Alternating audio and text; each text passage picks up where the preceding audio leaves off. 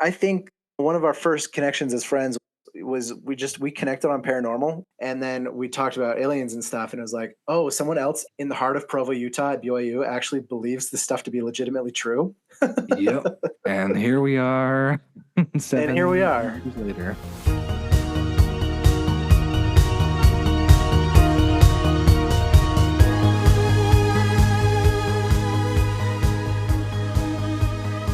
Welcome to our Aliens in America series. I'm here with Madison, and we are going to talk about aliens. Tristan, this was a movie series. I'm pretty sure that I suggested we do this as the next section of our podcast series because I know that both of us just love aliens. We both love aliens. What can we? I think one of our first connections as friends was we connected on paranormal stuff. After which movie did we? After we saw Doctor Strange. Oh, you're right. It was Doctor Strange first. Yeah, we saw Doctor Strange first, and we talked about astral projection, and then we went and saw Arrival, and then we talked about aliens and stuff, and it was like, oh, someone else in the heart of Provo, Utah at BYU actually believes this stuff to be legitimately true. Yep. And here we are. 7 years later. Yeah, and so I know that there's a lot of good movies about aliens and about UFOs, and I know we love watching them, but also in a time of history right now, there's also so much more buzz, like legitimate buzz about UFOs and about aliens and about mummies and stuff that I thought it'd be really fun to like go through some of the movies and talk about them. Now, I will say I've put out a couple requests for interviews with a few folks. I doubt we're going to hear back because of the size of our podcast at the moment, but we might be blessed with some folks. We've got some good movies. We really span the gamut as far as huge cultural touchstones and hits, as well as some smaller ones or some that are maybe just not your grandma's alien movie. Yeah. So it'll be a fun one in which we get to talk about the behind the scenes, our feelings, the plot, the characters, and how it treats the subject on the screen. Yeah, this will be a fun one because some of these movies, like whether it's Spielberg's movies or James Cameron's movies, like they're such cultural pillars in our movie making landscape that we get to see the genesis point for a lot of movie making over the last 40 years or so.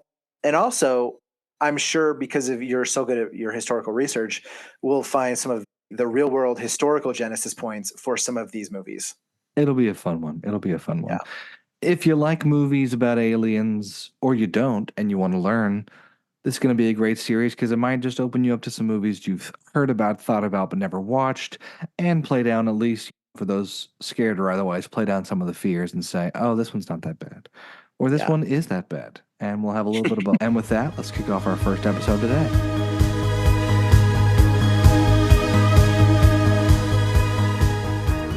Welcome to episode 1 of our Aliens in America series. Madison, we've got 3 good movies today. We're going to talk about Close Encounters of the Third Kind. We're going to talk about E.T. We're going to talk about In the Vast of Night. So let's kick it off with Close Encounters. Is this the first time you've seen this movie, or did you grow up watching it? No, this is the first time I saw this movie. And it was so funny because I told a friend that I watched this while I was packing for the river trip. And there were a couple times where I was just like, I feel like I've seen this before. Like, I feel like I've seen this scene before. And I was like, oh, this is it's Spielbergian is what I told my friend. And the joke is it's Spielbergian because it was directed by Steven Spielberg. Yeah. But it's like one of the foundational Spielberg texts almost. And it's like, well, the reason that I feel like I've seen this is because so many other shows and TVs and movies have spoofed aspects of this. Yeah. I thought it was well done. There were parts of it that I thought were it's hard to like go back into, I don't know, what is it, the 80s, the 70s? 70s, yeah. The 70s with your like modern idea of the way communication works. And remember that like in the 70s it didn't function like that because he's feverishly trying to like make this Devil's Tower thing. And I'm just like, how did they not know what Devil's Tower looked like? I was like, oh, because they didn't have just Google search with all these images. Yeah. Unless you had a big national parks book, yeah. Weren't exactly familiar. No, I thought it was really well done. There were some weird parts to it. Like I'm like, oh, so this guy just abandons his family without even a second thought. Yeah. Maybe more normal in the 70s. Maybe more normal in the 70s, just to like have an alien encounter and then abandon your family, Dads had your second kids. families. Yeah, you Yeah, know. yeah. But as far as like, I almost expected it to have some horror elements to it, just because I feel like there was a movie that was like Close Encounters of the Fourth Kind or something. Yeah, That was a horror movie, and so I was expecting that, and it never showed up. I liked the idea of playing with the musical tones. It felt like Arrival, where it was yeah. like, oh, we're trying to like learn the aliens' language, but at the same time, I wasn't ever sure what was trying to be communicated.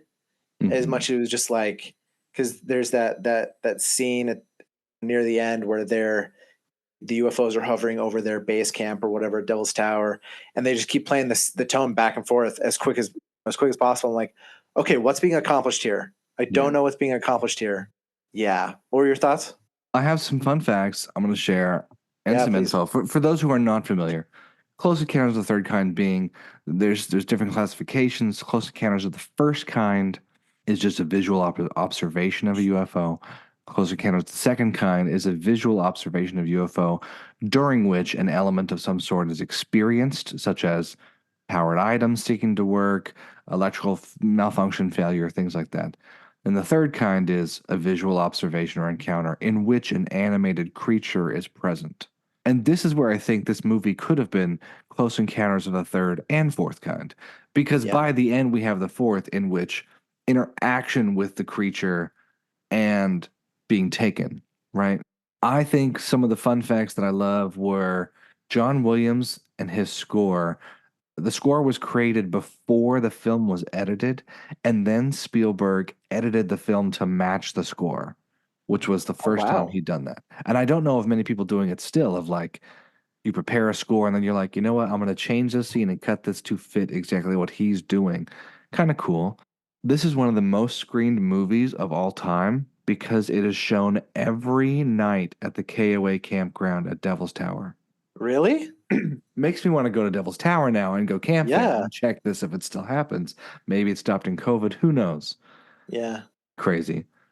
Ray Bradbury, if you're a fan of Fahrenheit 451 and Twilight Zone, he declared this the greatest science fiction film ever made. Now, of course, he didn't see Arrival because he did pass Ye- away.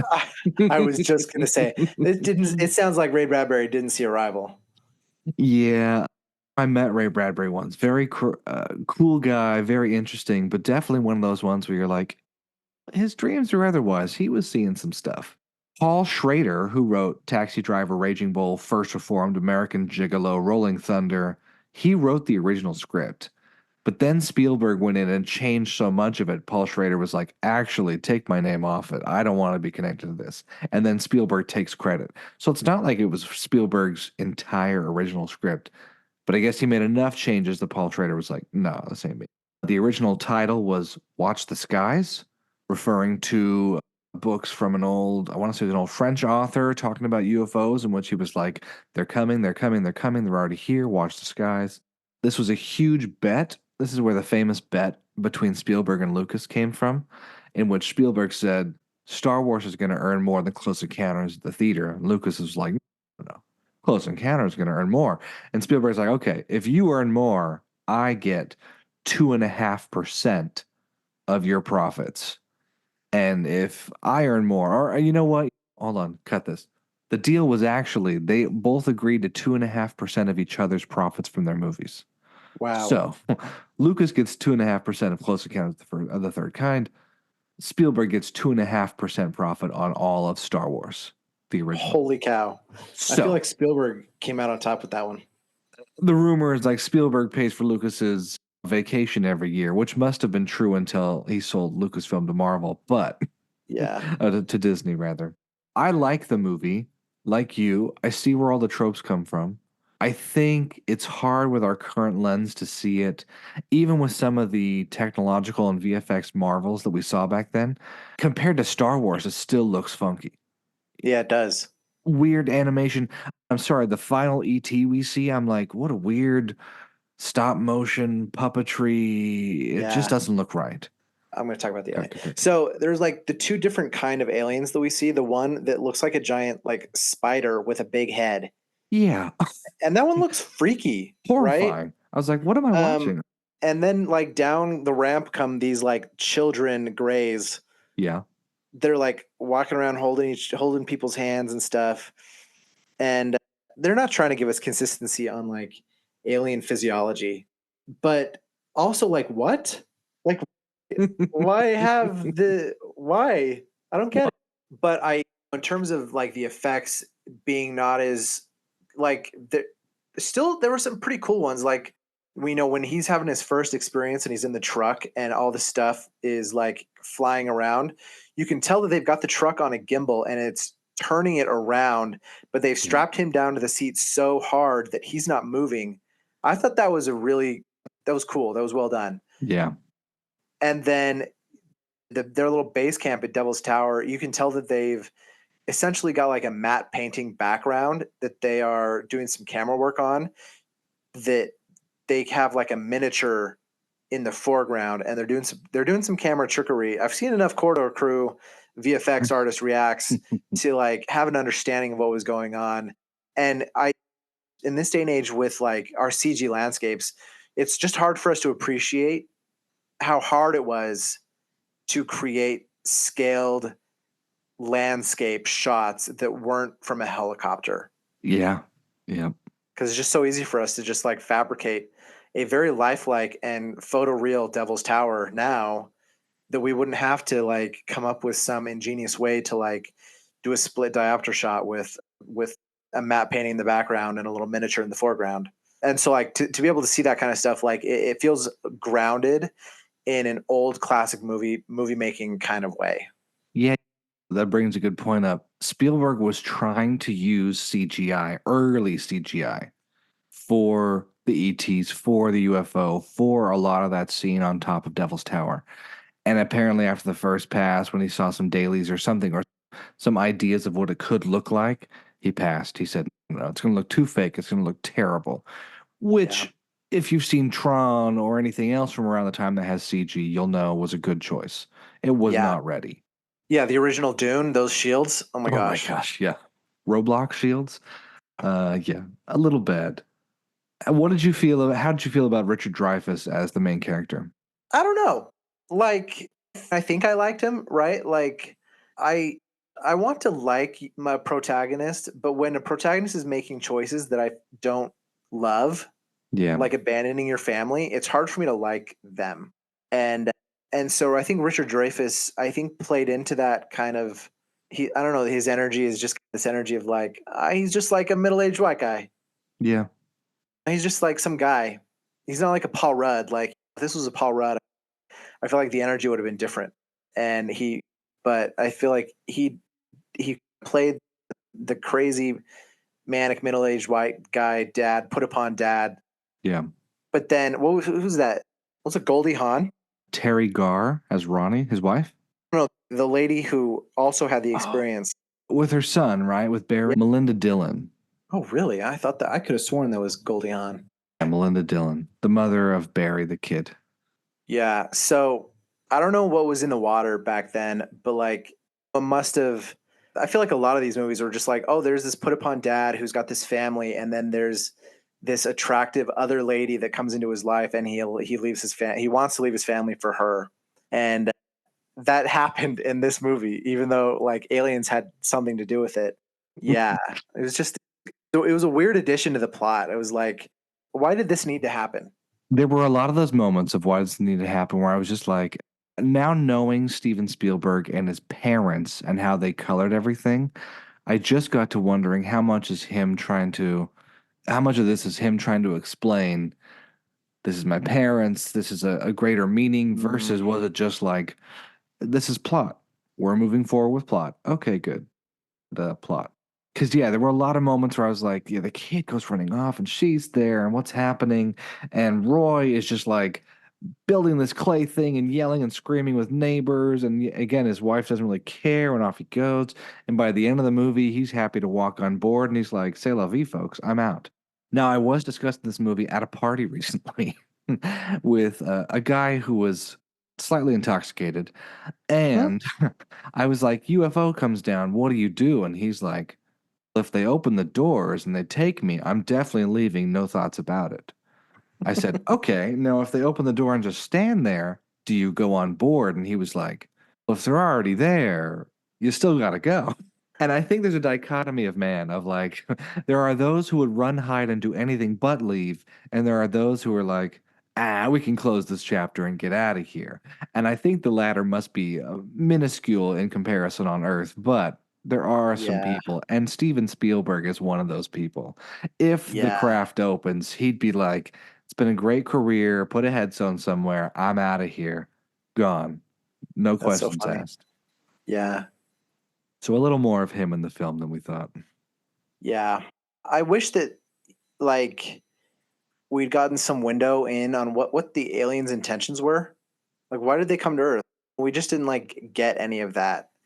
And yeah, I just wish that we'd had some kind of window into like why did they come to Earth? And clearly they weren't nefarious because they were like little kids as Greys. Yeah. Um, but at the same time, like that spider guy he seemed freaky. He seemed scary. The spider guy was freaky.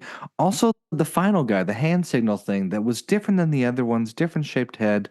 I was Yeah. just scratching my head because I was like, Stevie, what what are you doing here? Are you just trying to make a toy?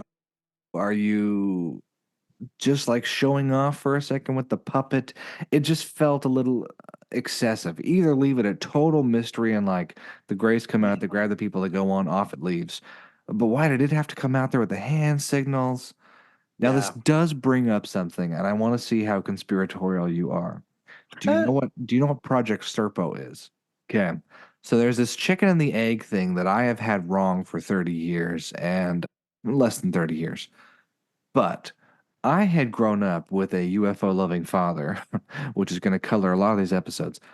I'd grown up knowing and believing that there was, or rather, believe in the story, there was a group of Greys that came down to Earth after Roswell, and the US government did a trade of 12 scientists, and they left some people behind. They left some ETs behind.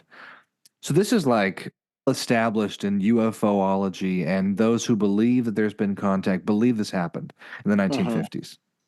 So the question becomes, did Steven Spielberg make the movie knowing this or believing in this, or was it completely separate? Because then I read stuff recently which says this Project Serpo document only hit the internet in 2000 or 2001.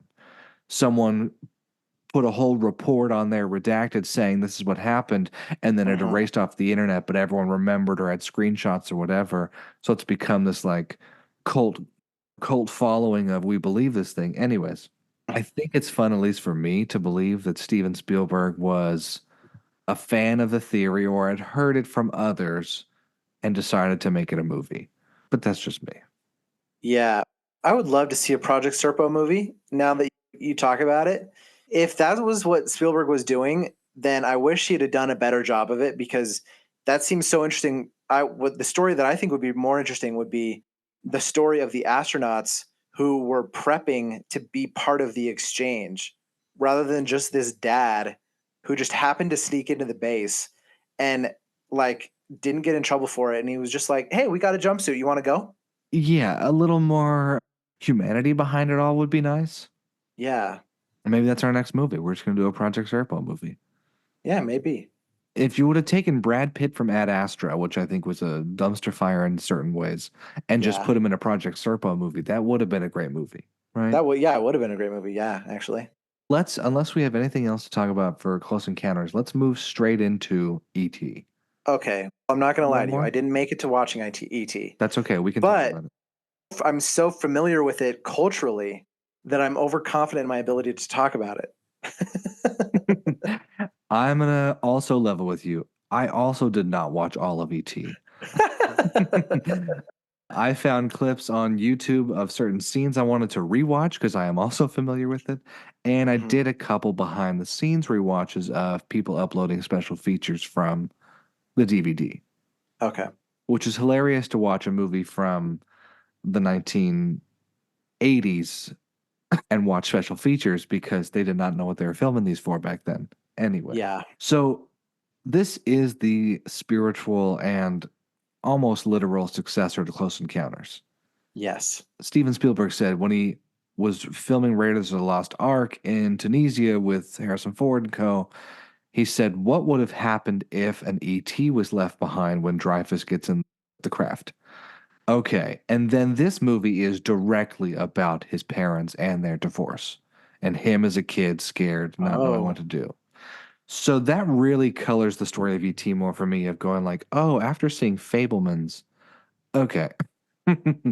Got it. He just wanted a little ET buddy. This is his imaginary friend while his parents get divorced. Oh. Very different than when I grew up watching it. Yeah. Very interesting. When was the first time you saw ET? I don't know. I was a kid. It was on Yeah. VHS. Like I might have been 6, 4, 5, or 6 when I Okay. saw it for the first time. And did it scare you as a kid? Did you love it as a kid? Did you have an ET plushie? I did not have an ET plushie. I don't think it scared me. Like I don't remember being very intrigued by it at all. Like I feel like I was much more like an animated movies kid. I was watching The Land Before Time and having emotional experiences well before my age from that kind of stuff. And I feel like ET didn't really land for me when I was a kid. Okay. I can agree with you there. I was horrified by it as a kid. Really? The scene where ET is at the medical tent and they're defibrillating him, terrifying. As a child, that was just like, it was shocking to me. Also, my dad who loves aliens, my parents who love Spielberg, we didn't own this movie. And I remember asking my mom when I was probably a teenager, why don't we have ET? And she was, once you've seen ET once, there's no surprises the next time. It's a straightforward movie of kids with an alien. And that is Mhm. true. It doesn't take away from the magic of some of the scenes. The kids riding the bikes and lifting up in the air and then silhouetted on the sunset is iconic. Yeah. But it is difficult to rewatch. You don't always feel like bumbling ET, no English around the house, discovering the washing machine. Like, Yeah. it's a little harder to watch. Yeah. I definitely can see like again, Spielberg had such an outsized impact on the language of cinema Yeah. over the last 40 years because how many things have borrowed from Spielberg's dictionary of how to make a movie Yeah. because Stranger Things is Yep. very ET inspired. Did you see Super 8? Abrams Super Love 8? Super 8. It's just a Spielberg movie Yeah. redone. Yeah. Yeah, it is. And even The Vast of Night, we're about to talk about that one, but even that one is very Spielbergian in Yep. its approach to movie making. And so I'm just like, wow, Spielberg is one of the godfathers of movie making over the last 50 years. That's why I will say I do have a problem with, I'm not going to blame it on Gen Z. I would say the internet retconning. No, the internet trying to rectify its hatred of Steven Spielberg and say, oh, he's safe or he hasn't done much or they're all the same. He does follow some similar paths here or there, but he is the man of bringing art and mind bending special effects and breaking boundaries and barriers and making it appealing to general audiences. Yeah. You just don't make Schindler's List and not have it be an art house film unless you're Steven Spielberg. And Yeah. at least for this one, when we're talking about breaking boundaries, he didn't storyboard E.T., which is insane. What? He sat there and he was like, I know where I want this film to go. I don't want to be confined by a storyboard. He had just finished Raiders of the Lost Ark when he was finally starting this up. He was like, you know what? I'm not going to story. We're going to go out to places that I know in LA and elsewhere around, and we're just going to start shooting. I know what the feeling is. Let's go. Wow. And then he also keeps the camera at kid's eye view for most of the movie, which I Yeah. hadn't noticed the first time, but I was like, oh my gosh, you're right. It's all about the kid's perspective.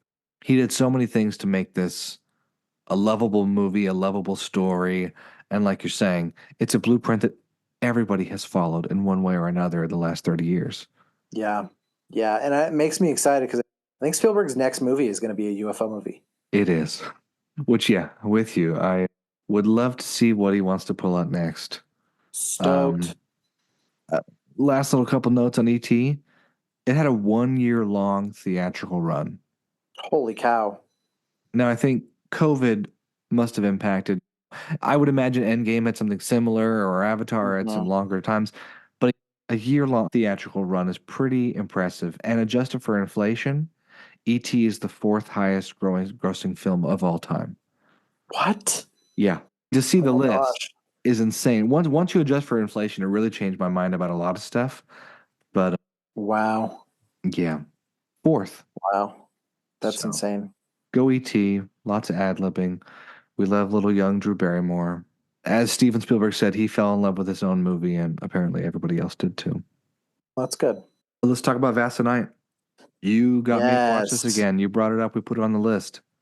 Yes. I don't know why, but I love this movie. It is so the setting is set in 1950s New Mexico. It's spoofing Roswell a little bit. It's very Spielbergian, as I've Yeah. said.